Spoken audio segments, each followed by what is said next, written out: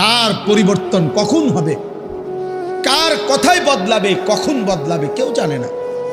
জানে কে? আল্লাহ। হয়তো তার কাছে এক কথা দিলে লাগছে যে হায় আসলে আমার জীবন এমন ঘৃণ্য জীবন।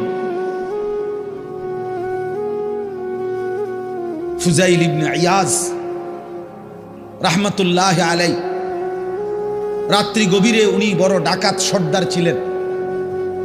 তো গভীর রাতে উনি ডাকাতি করতে গেছেন। রাশিয়া সামারকান্দের বড় ডাকাত, পৃথিবীর একজন বড় বিখ্যাত ডাকাত সর্দার ছিল তিনি।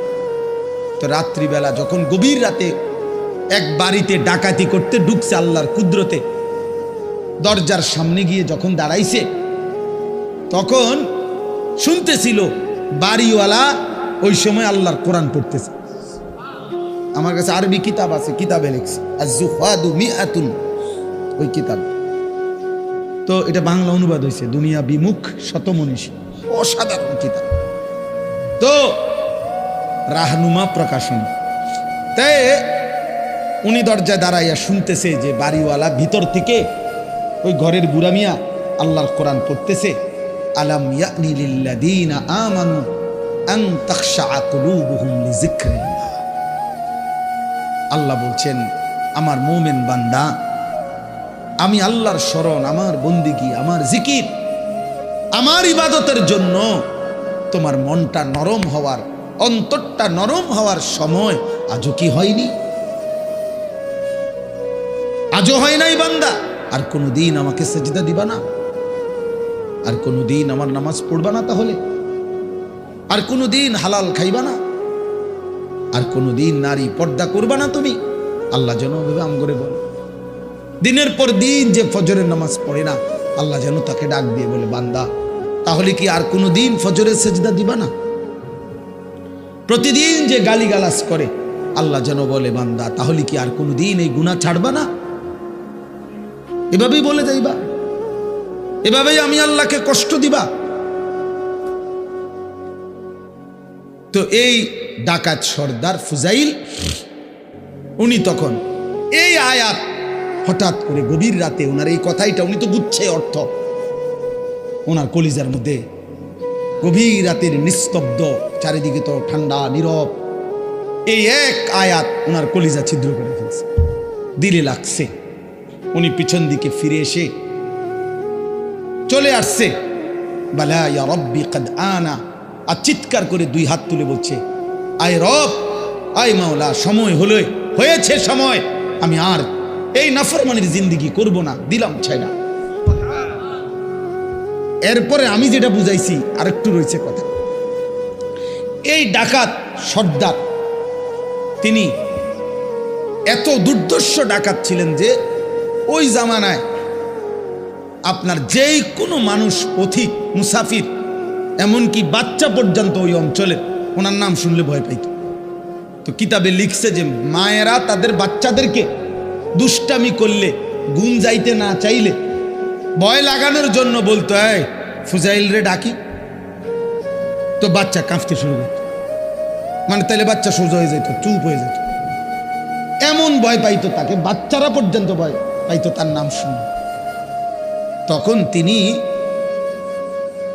চিন্তা করছে ওই ঠিক ওই সময় রাত্রে উনি পিছনের দিকে আইসা কোথায় যাবে এই মুহূর্তে, তো আল্লাহর কাছে এক ফোঁটা চোখের পানি ফেলতে ওনার মন চাইছে, তওবা করবে, মাফ চাইবে, আজকেই গুনাহ ছেড়ে দিবে।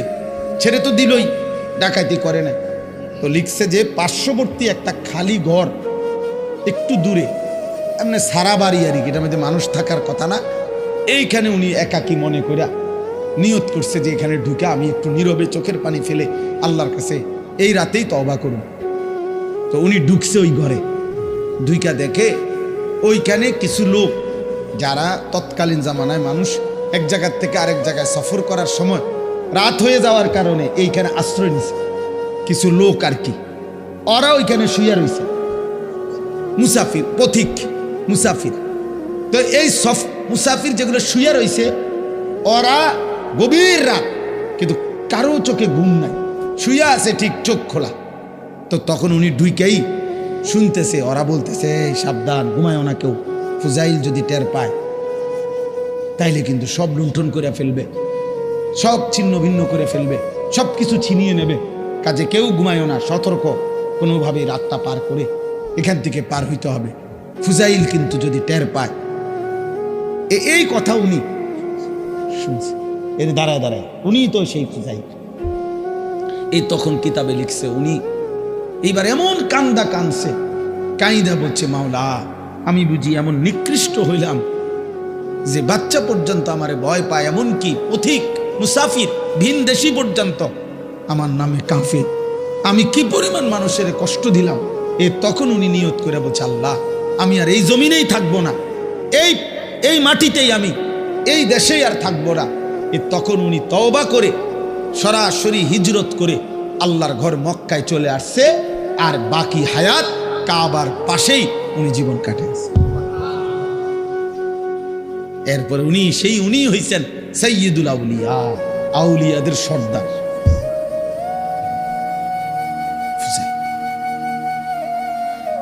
তাইলে বললাম আর কি, যে কোনো কথা, কোনো এক আচরণ, কোনো এক শব্দ অনেক সময় চেঞ্জ করে ফেলে, জীবন তোলপাড় করে ফেলে, জীবন পরিবর্তন করে ফেলে। আল্লাহ তোমাদেরকেও বদলে দিক। তোমরা যারা কিশোর ছেলে, নওজোয়ান ছেলে, দোস্ত, তোমার জীবনের কদর করা উচিত। তোমার কথা কেউ মনে করবে না, তুমি নষ্ট হয়ে গেলে ধীরে ধীরে তোমার জীবন, তোমার চরিত্র, তোমার আখলাক, তোমার লজ্জাস্থান, তোমার শরীর, তোমার কোমর, তোমার যৌবন তুমি শেষ করে দিলে, খোদার কসম কেউ মনে করবে। এই যে মেয়েরা ঘুরছে তোমার সামনে সামনে, যে নর্তকীরা তোমারে দেখাইছে শরীর, যে অসভ্য মোবাইলের বেহায়া নারী তোমারে শরীর দেখাইছে, তোমার জীবন শেষ করে দিছে, ওই হাইওয়ান নারী জীবনেও কোনোদিন তোমার খবর নেবে। আল্লাহ তাআলা বলতেছেন যে আমি তোমরা যাদেরকে অর্থবিত্ত, সহায় সম্পদ, টাকা পয়সা, ধন দৌলত দুনিয়াতে দিয়ে যাচ্ছি, তোমরা এটা ভেবো না। আল্লাহ বলে নাফরমান মনে মনে ভাবতেছে আল্লাহ তাও আমার উপরে রাজি, নইলে আমার এটি দেখা, আমার এদিকে কি সুন্দরে ভাত তরকারি খাওয়া, এত চুরি করি, আমার দিকে কোনো অসুবিধা হয় না, বুঝেন না কথা? আমি এত সিটারি করি, আমার দিকে কোনো অসুবিধা, কত সর্দিও হয় না। কত ভালো মানুষ দিয়ে দেখি আজ 10 বছর বিস্তার করে রয়েছে, লড়েও লড়তেও পারে না। আমরা কি কারবারটা কি? আবু লাহাব মক্কার কাফের, নাম শুনছেন না আপনার? নবীজি সাল্লাল্লাহু আলাইহি সাল্লামের বিরোধিতাকারীদের মধ্যে সবচেয়ে বেশি বিরোধিতাকারী যে কয়েকজন, এর মধ্যে একজন আবু লাহাব। সাহাবীরা ওরে বলতো, নবীর সাহাবীরা, এই আবু লাহাব। আবু লাহাবের একটা বদঅভ্যাস ছিল, নবীজি যেখানেই কাউকে কালেমার দাওয়াত দিতেন, মানে কাউরে ইসলাম বুঝাইতেছে মনে করেন, হে পিছন থেকে একটু দূরের থেকে ওর দিকে তাকাইয়া কইতো সাবধান, ধরা খাইও না, একবারে মারারিবা, আর বিড়ি খেতে না, ইতান হইলে সিটারি যে করতে এত সুন্দর, ইডিহার করতে না, বেডি সাউন্ড, নাটক সাউন্ড, সিনেমা সাউন্ড, এটি সব ছেড়ে দিতে হইব এই মৌলবীর কথা শুনলে। হ্যাঁ, মানে বলতো না না। এরপরে নবীজি সাল্লাল্লাহু আলাইহি সাল্লাম সরে গেলেই এই বেঈমান ওই লোকের কাছে গিয়ে বলতো, কি কইছে, এই কইছে তোরে না, সাবধান, এডি কইয়া হে বিরাট বড় জাদুকর, নাউজুবিল্লাহ, ও অনেক বড় গণক, ও একটা ফেরেশতা গায়ে দিছে সমাজটার মধ্যে, কয় যে আমাদের পুরাটা এলাকা নষ্ট করে লাইছে, মায়ের লগে এখন আর ফুতের মিল নাই, ফুতের লগে মার মিল নাই, স্বামীর লগে স্ত্রীর মিল নাই, বাপের লগে ফুতের মিল নাই, একটা বেড়াছাড়া লাগাই দিছে, নাউজুবিল্লাহ। এইভাবে সে বলতো। তো তাফসীরের মধ্যে আছে, নবীজির বিভিন্ন সাহাবীরা ওরে বলতো, আবু লাহাব তুমি যেই বাড়াবাড়ি করতেছো, আতলারো, তোমার তো আল্লাহ তাআলা এই হাত অচল করে দিতে পারে, আল্লাহ তো তোমারে ধ্বংস করে দিবে, হাত তো অচল করে দিবে, তুমি নবীর এভাবে বিরোধিতা করতেছো, সারাক্ষণ লাগে থাকো তুমি পিছে পিছে। এই তখন তাফসীরের মধ্যে আছে, প্রত্যেক দিন সকালবেলা আইসা ওই লোক পরিচিত, এরা সমবয়সী না, যারা ইমানদার হয়েছে সাহাবী, ওরাও তো অনেকেই কুরাইশ বংশীয়, তো সমবয়সী, এক লগে চলুন না মানুষ, তো আইয়েই কইতো, কিরে এই যে হাত কিচ্ছু হয়েছে না, এই যে কি সুন্দর কও তো কইলা তো এরুম হইব কও, কিচ্ছু তো হয়েছে না। এই এত বড় হারামি আছে, হারামি দ্য গ্রেট, হারামির এক শেষ, ওই অহংকার করত।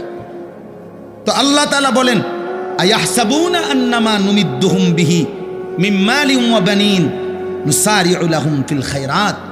আল্লাহ বলে যাদেরকে আমি দুনিয়ায় কিছু সম্পদ এবং কিছু সন্তানাদি জিফুত নায়নাত করে দিছি, তারা ভাবতেছে আমি আল্লাহ তাআলা তাদেরকে ভালোর উপরেই রাখছি, কল্যাণের উপরেই রাখছি, খুশি আমি তাদের উপরে। তারা মনে মনে ভাবতেছে না, বাল্লা ইয়াশউরুন, আসলে তারা বুঝতেছে না যে শুধু সম্পদ, শুধু সন্তান, শুধু অর্থ, শুধু ক্ষমতা, শুধু সুস্থতা, দুনিয়াবি কোনো চাওয়া পাওয়া পূর্ণ হওয়া, এটা কোনোভাবেই আল্লাহর সন্তুষ্টির কোনো পরিচয় নয়। আল্লাহর সন্তুষ্টির পরিচয় নয়। বাঘের, সিংহের, গরুর, ছাগলের কোনোদিন সর্দিও হয় না, কাশিও হয় না, ব্যায়ামও হয় না, পেটে ব্যথাও হয় না, ডায়াবেটিসও নাই, গ্যাস্ট্রিকও নাই, কিচ্ছু নাই। তাহলে তো আল্লাহ তাআলা সবচেয়ে বেশি সন্তুষ্ট জানোয়ারের উপর, নাকি? কথা বলে না কেন? তাহলে এইটা নেই, পেটে অসুখ, মাথা ব্যথা নাই, ভাত খাইতে আসি, ঘুম যাইতে আসি, এটাই যদি প্রমাণ করে আল্লাহ সন্তুষ্টি, তাহলে তো জন্তু জানোয়ারের এগুলো আরো বেশি পূরণ হচ্ছে। হ্যাঁ, কোনো হাসপাতাল নাই, চিকিৎসা এত বেশি কিছু নাই। অতএব এটা না, আল্লাহ বলছে বল্লা ইয়াশউরুন, না না, নাফরমান বান্দা বুঝতেছে না, ও বুঝতেছে না। ভাত খাইতে দিচ্ছি বলে, ঘুম যাইতে দিচ্ছি বলে আমি এটা প্রতিদিনের জন্য বলি যে আরে ভাই, কেউ কেউ আসো তোমরা ছেলেরা, হয়তো মনে করছো কোনো রোগ নাই, শোক নাই, কেউ বাধা দেয় না, সব মন মতো চলতেছে, মন মতো তুমি ভেবেছ এভাবেই চলবে। না না, আল্লাহ বলে দুনিয়ায় ভালো থাকা, দুনিয়ায় একটু আরামে থাকা, এটা আমি আল্লাহর সন্তুষ্টির পরিচয় প্রমাণ নয়।